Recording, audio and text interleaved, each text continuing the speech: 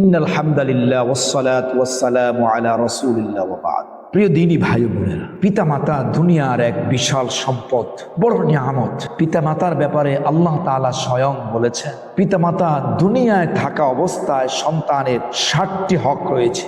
এই পিতামাতার হক সন্তান আদায় করতেই হবে। 60টি হক আছে সন্তান হিসাবে। 1 নাম্বার হক হলো পিতামাতার প্রতি শ্রদ্ধাশীল হওয়া। 2 নাম্বার হলো মনে প্রাণে তাদেরকে ভালোবাসা। 3 নাম্বার সর্বদা তাদেরকে সম্মান করা, তাদেরকে মেনে চলা। 4 নাম্বার হলো তাদের যাবতীয় খেদমত করা। 5 নাম্বার হলো তাদের প্রয়োজন পূরণ করা। 6 নাম্বার হলো তাদের সব সময় সুখে রাখার চেষ্টা করা। 7 নাম্বার হলো নিয়মিত তাদের সাথে সাক্ষাৎ করা, তাদের থেকে দোয়া নেওয়া। এই 60টি হক সন্তান হিসেবে পালন করা আমাদের উপর জরুরি। আল্লাহ তাআলা আমাদের মা বাবার এই খেদমতগুলো আমাদেরকে করার তৌফিক দান করুন, আমিন।